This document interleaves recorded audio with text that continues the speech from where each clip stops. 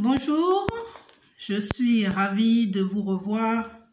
Aujourd'hui, nous sommes jeudi, je crois 14 mai, pour nous retrouver encore ensemble pour continuer notre étude. Je suis ravie de vous revoir et je vous salue dans le nom de Jésus.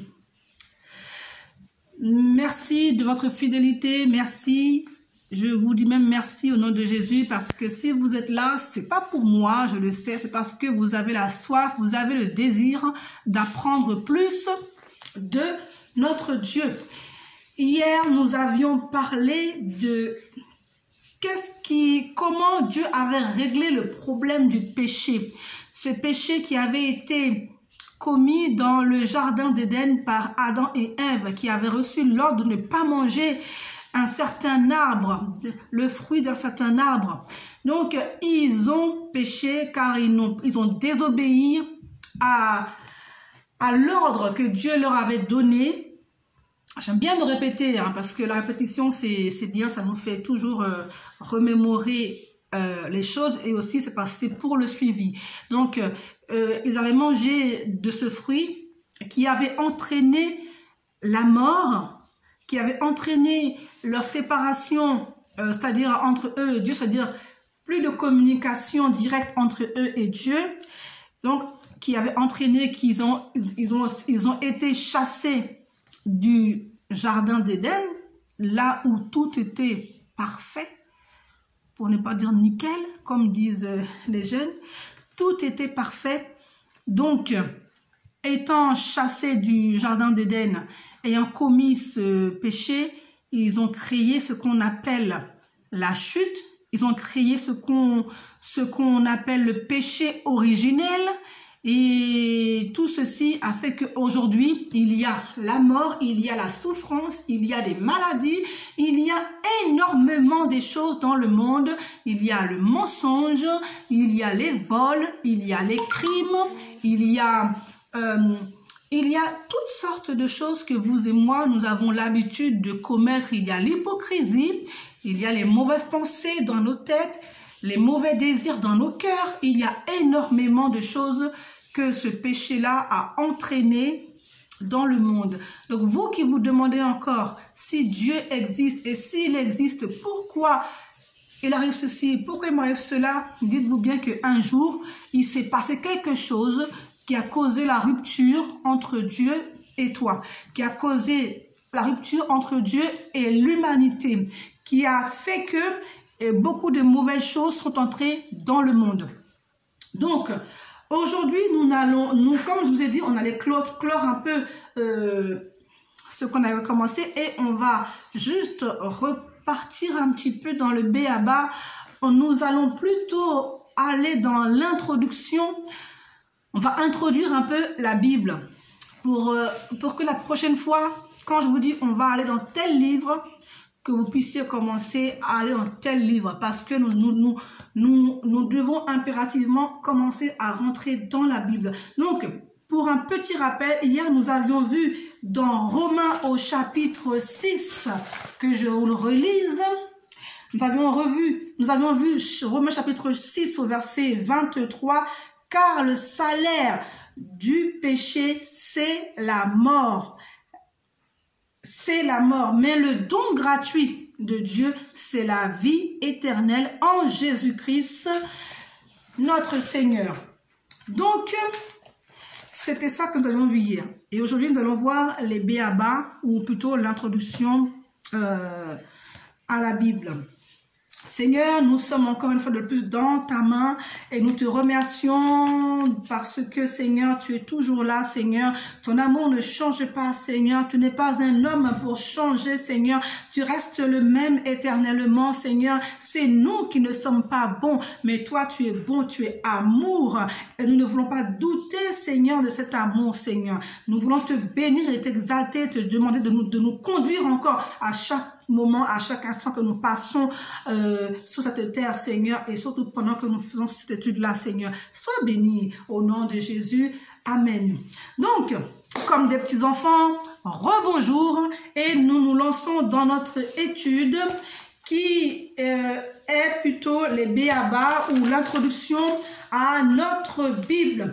Moi, je dirais que la Bible, c'est un gros livre. C'est un gros livre qui tient plus de 1000 et quelques pages.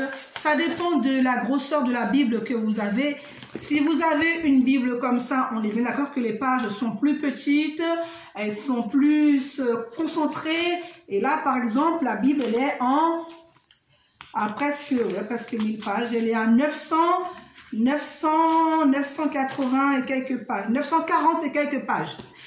Maintenant, si on prend une grosse Bible, je vais vous montrer ça. Si on prend une grosse Bible, où ils espacent pour ceux qui lisent, qui ont des problèmes de vision et tout ça, une plus grosse Bible comme celle-ci, vous verrez, c'est écrit en un petit peu plus gros. Et donc, et là, elle est à 1300, presque 1400 pages. Donc, et moi, je dirais, c'est même pas moi qui vais le dire, la Bible, vous voyez, c'est une bibliothèque de plusieurs livres. C'est une bibliothèque où il y a énormément de livres. Enfin, énormément. C'est une bibliothèque où il y a exactement 66 livres. D'accord? 66 livres, dont il y a une partie qui est dans l'Ancien Testament et une partie qui est dans le Nouveau Testament. D'accord? Il y a 39 livres dans l'Ancien Testament et il y a 27 livres dans le Nouveau Testament. Donc cette Bible-là, elle se compose de deux grandes parties, l'Ancien Testament et le Nouveau Testament. Un testament, c'est une alliance. Un testament, c'est un accord. Un testament, c'est ça. Donc, c'est un pacte. Donc, c'est l'alliance entre Dieu et l'homme. D'accord? Donc, il y a l'Ancien Testament qui est avant Jésus-Christ. Et le Nouveau Testament, c'est lorsque Jésus-Christ va venir. Donc ça, il y a vraiment deux parties que vous devez connaître. Comme ça, quand je dis on va dans le Nouveau Testament, vous prenez votre Bible, vous la divisez à peu près en deux vers la fin. Vous la prenez aux 3/4, vous allez vers la fin et on commence le Nouveau Testament. L'Ancien Testament, on commence dès le début et on feuillette. Donc le livre, la Bible est un gros livre, très riche. Elle est extrêmement riche. Vous qui aimez lire, qui aimez les histoires, elle est trépidante. On trouve des histoires aussi bien fascinantes, aussi bien poétiques et des histoires qui nous parlent. Alors la Bible, elle est ancienne de plusieurs milliers d'années, c'est vrai, mais elle parle. Ce que j'aime le plus, c'est qu'elle elle va te parler à ton cœur. Parce que moi, elle parle à mon cœur chaque jour. Tu peux lire un texte, si tu veux, on appelle ça un verset. Tu peux lire un ou plusieurs versets aujourd'hui et dans 3 semaines, dans un mois, dans un an, tu vas le relire et ce verset-là, il va te parler différemment. Donc vraiment, la Bible, elle nous parle. Elle nous conduit, elle nous guide. La parole dit que, la Bible nous dit que les Écritures, que sa parole est une lampe à nos pieds, une lumière sur notre sentier. Ça veut dire une lampe à tes pieds. Ça veut dire que c'est pour t'éclairer.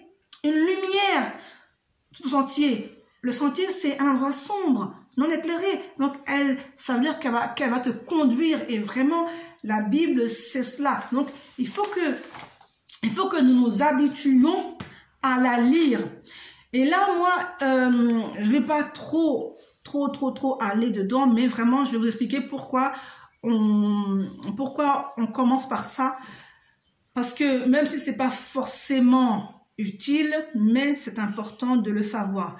Par exemple, lorsque les fermiers, vous voyez, les fermiers, les jardiniers, ceux qui sont à la ferme, qui sont retirés, ceux qui labourent, ceux qui plantent des arbres, ceux qui plantent des choses sont obligés de labourer le sol avant de planter quoi que ce soit. Pourquoi? Parce que s'ils ne retournent pas la terre, s'ils ne travaillent pas la terre, s'ils jettent les graines comme ça, elles risqueraient de pousser rapidement et de mourir après. Alors que si ils retournent de la terre, ils travaillent la terre, après ils creusent un petit peu et ils mettent la graine, après ils referment, eh bien, la graine va prendre le temps de mourir, ensuite de s'enraciner tout doucement en bas du sol et de pousser, et puis comme ça, elle a de la racine, elle a une base, elle a un fondement et elle tiendra plus longtemps et mieux elle s'élèvera. Donc c'est pour ça que nous commençons dans le b.a.-ba, parce que, je vais donner un autre exemple, à l'école, si les enseignants voulaient, ils vous auraient directement mis au lycée, au collège, ou directement faire passer le baccalauréat ou le BEPC, pourquoi pas? Mais pourquoi est-ce qu'ils ne le font pas à votre avis? Bien parce que même les savants, vous voyez, quand ils veulent expliquer des choses qu'ils savent, ils vous expliquent d'abord les b.a.-ba. Parce que pour pouvoir comprendre, pour pouvoir grandir, il faut commencer par le b.a.-ba. Il faut commencer par le commencement. Sinon, on brûle les étapes. Je vais prendre encore un autre exemple. Un enfant, c'est comme si vous prenez un bébé de 1 mois, un bébé qui a quelques jours, et vous lui donnez du riz. Vous lui prenez un plat de riz, vous lui mettez ça dans la bouche. Ça, c'est un peu dur. Et c'est aussi la même chose que si vous prenez un adulte de 20 ans et que vous continuez encore à lui donner un biberon. Donc, ça veut dire que dans les deux sens, il y aura un problème. Celui qui n'a pas commencé par le commencement aura des problèmes. Celui qui est encore au lait maternel au bout de 20, 30, 40 ans, c'est qu'il a raté une étape qui fait qu'il est encore au lait maternel et il aura des carences, il aura des problèmes après. Donc, nous, il faut commencer à l'école maternelle. Moi, j'en ai pas fait parce que dans le village où j'étais, il n'y en avait pas. Mais j'ai commencé par le CP1, le cours préparatoire 1. Donc, par le CP, ce qui est obligatoire. Donc, du coup, le CP, CE1, CE2, CM1, CM2, et ainsi de suite, le collège, le lycée, le baccalauréat, et la fac, et ainsi de suite. Donc, il y a un ordre à toute chose. N'est-ce pas? Il y a un ordre à toute chose. Et il y a beaucoup de chrétiens, donc du coup, qui sont, comment dirais-je, qui sont médiocres, moi je dirais. Nous, on fait peut-être partie même. Il y a beaucoup de chrétiens qui sont médiocres. Eh bien, parce que ils ne veulent pas lire l'Ancien Testament. Ils ne veulent pas lire l'Ancien Testament. Et ils estiment que c'est trop compliqué, que c'est trop dur, que c'est trop sanguinaire, que c'est trop, comment dire, qu'il y a trop de choses qui sont compliquées, donc ils ne veulent pas le lire.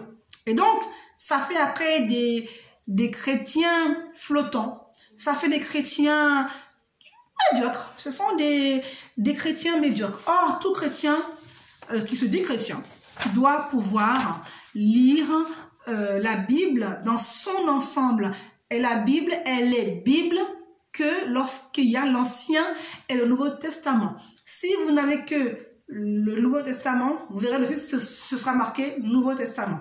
Ce sera marqué dessus Bible. Quand il y a marqué la Bible, la Sainte Bible, c'est qu'il y a l'Ancien Testament et le Nouveau Testament. C'est comme ça. Et donc, nous verrons aujourd'hui encore, nous allons voir du coup, que la Bible, comme je vous ai dit, c'est un très gros livre. Peut-être penses-tu que tu ne pourras jamais la lire entièrement.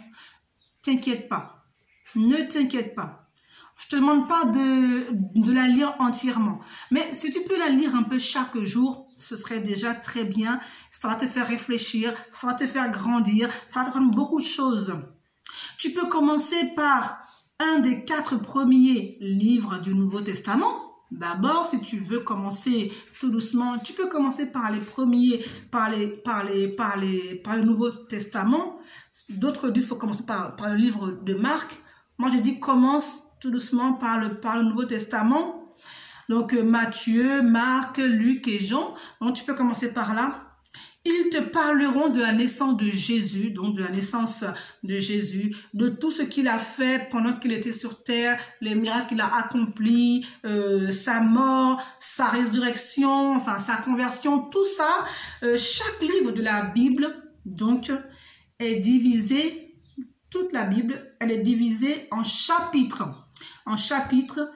et en versets. Par exemple, si on dit, ouvre dans le livre de Matthieu, tu verras tout en haut Matthieu, et dans Matthieu, il y a Matthieu 1, Matthieu 2, Matthieu 2, Matthieu 3, jusqu'à un certain chapitre.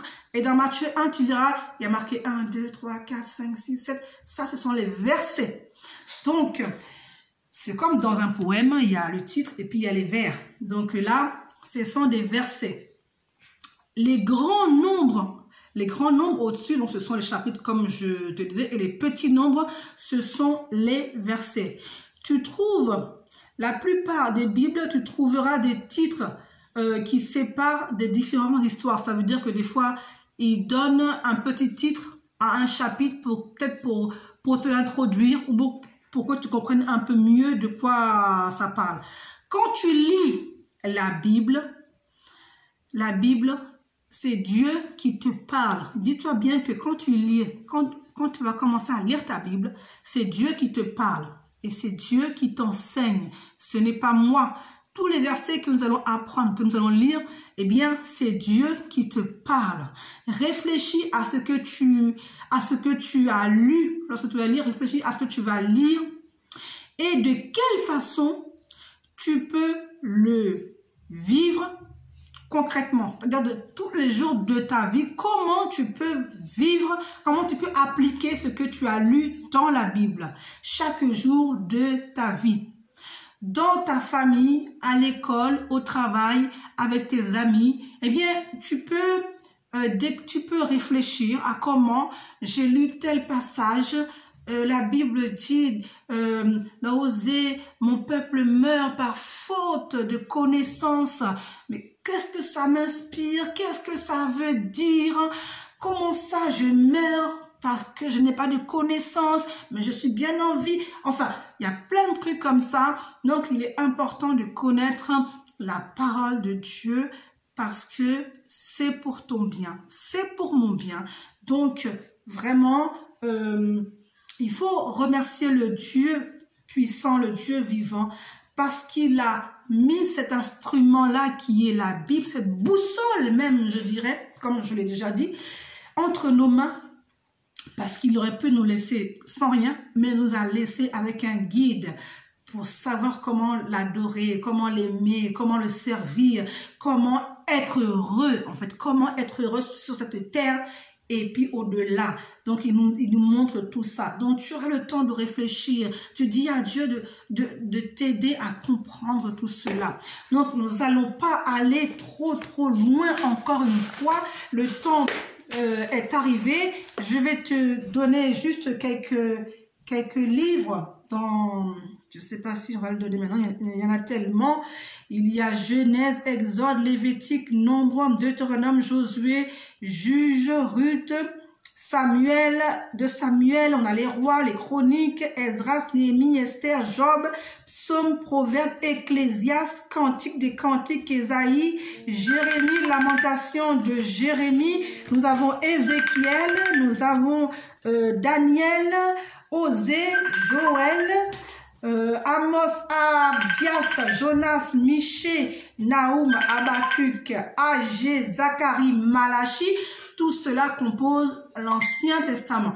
Dans le Nouveau Testament, il y a le livre, il y a l'évangile de Matthieu, l'évangile de Marc, Luc, Jean, il y a les Actes des Apôtres, il y a les épîtres de Jean, il y a l'épître aux Corinthiens, il y a Galates, il y a Éphésiens, Philippiens, Colossiens, Thessaloniciens, il y a Timothée, il y a Tite, Philémon, Hébreux, Jacques, les épîtres de Pierre et les épîtres de Jean, il y a Jude et il y a l'Apocalypse. Donc la Bible commence bien entendu par Genèse, qui veut dire le commencement, et elle termine par l'Apocalypse, qui est la fin et aussi un renouveau. Donc ce sera tout pour aujourd'hui. Donc, je t'encourage encore une fois à te procurer une Bible si tu veux suivre l'enseignement, si tu veux grandir dans la foi, si tu veux connaître ce Dieu merveilleux dont je te parle chaque jour, si tu veux être heureux sur la terre des vivants, alors comme un petit enfant, vraiment, parce que Dieu a caché certaines choses, il a caché les choses aux sages et les a révélées aux enfants. C'est ce que dit la Bible. Je te donnerai le passage à un autre moment, mais il a caché les choses aux sages et aux intellectuels et il les a révélées aux enfants. Donc, c'est pour cela que nous devons avoir un cœur d'enfant.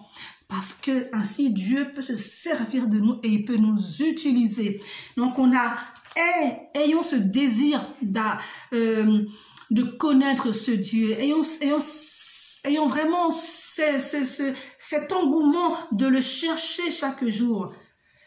Donc, c'est cet engouement qui nous presse à continuer à faire cette étude avec vous. Priez le Seigneur pour que le Seigneur continue à m'aider à faire ces études-là chaque instant. Et comme je vous le dis, vous pouvez mettre un commentaire en bas s'il y a une étude en particulier que vous voulez faire. Si vous êtes un jeune et qu'il y a un sujet précis que vous voulez que je traite, je le traiterai pour vous. S'il y a un sujet, je ne citerai pas de nom, bien sûr, mais s'il y a un sujet que vous voulez que je traite, je le traiterai pour vous selon ce que Dieu me mettra sur le cœur. S'il y a un thème que vous voulez qu'on traite, dites-le moi. Donc, je vous encourage à vous abonner encore une fois pour avoir les vidéos chaque jour et continuer à rechercher ce Dieu merveilleux que nous avons. Et je vais vous chanter un chant que j'aime beaucoup et que je vais vous encourager encore à chercher sur YouTube pour votre culte personnel à la recherche de ce Dieu merveilleux. Ce qui m'était cher pour construire ma vie, utile et précieux, selon ce monde. Ce qui m'est un gain n'a plus de valeur, ne me sert à rien, car je préfère te connaître, Jésus, te connaître. Il n'est rien de meilleur. Toi, mon Dieu, mon seul roi, mon seul Dieu, mon seul bien. Ô Seigneur, je t'aime, mon plus cher désir, te connaître mieux, demeurer en toi et t'appartenir, saisir par la foi ta grâce infinie et le don précieux de la justice, vivre de ta vie de résurrection, communier Jésus à tes souffrances, devenir conforme à toi dans la mort et vivre avec toi l'éternité. Te connaître, Jésus, te connaître, il n'est rien de meilleur. Toi, mon Dieu, mon seul bien, ma vraie joie et ma justice. Ô Seigneur, je t'aime, te connaître, Jésus, te connaître, il n'est rien de meilleur.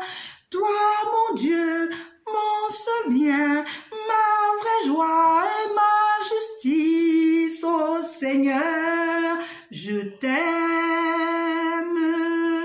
Seigneur éternel, notre Dieu, Dieu Tout-Puissant, Adorable Père en Jésus-Christ, nous te bénissons, nous t'exaltons, nous te remercions Seigneur, car il n'est rien de plus précieux que de connaître, il n'est rien de meilleur que toi Seigneur.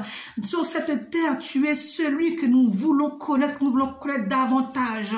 Aide-nous à te connaître, à apprendre Seigneur, à te servir, à obéir à tes lois Seigneur, car elles nous apportent le bonheur et le bonheur éternel. Merci Seigneur pour ta parole, merci Seigneur, parce que tu nous aimes et tu nous aimeras toujours.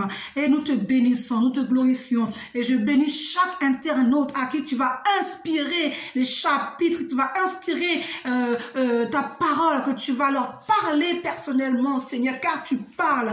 Parce que tu es un Dieu qui parle, tu n'es pas sourd, tu es un Dieu qui agit. Et vraiment, Seigneur, nous te remercions, nous te glorifions et nous t'exaltons. Dans le nom de Jésus, Amen. Nous allons vous laisser avec un verset parce que je ne veux pas vous laisser sans verset. Et je vais vous laisser avec 2 Timothée au chapitre 3e. Au verset, normalement 16, si je ne me trompe pas. Verset 16. Alors, avant de vous quitter, je vous laisse avec un verset qui prouve que toute écriture est importante. Que tout ce qui est écrit dans la Bible est important, car c'est Dieu qui parle, inspiré. La Bible a été inspirée de Dieu. Les hommes l'ont écrit, mais sous l'inspiration de Dieu. Donc c'est pour cela que la Bible dit dans le livre de 2 Timothée, qui se trouve dans le Nouveau Testament vers la fin, que toute écriture est inspirée de Dieu et utile pour enseigner. Premièrement, enseigner. Pour convaincre. Donc elle va vous enseigner, elle va vous convaincre, pour corriger. Elle va vous corriger aussi. Et pour vous instruire, comment? Dans la justice. Pourquoi? Afin que l'homme de Dieu soit accompli et propre à toutes bonnes œuvres. Donc, vous pourrez le chercher sur Internet si vous n'avez pas de Bible ou dans votre Bible, dans 2 Timothée chapitre 3 au verset 16, que toute écriture, pas de notre livre, hein, de la Bible, de ce qui est écrit dans la Bible, est inspiré de Dieu et utile pour enseigner, pour convaincre, pour corriger, pour instruire dans la justice, afin que l'homme de Dieu soit accompli et propre à toutes bonnes œuvres. Que Dieu vous bénisse et comme des petits enfants, à demain. Je vous bénis dans le nom de Jésus.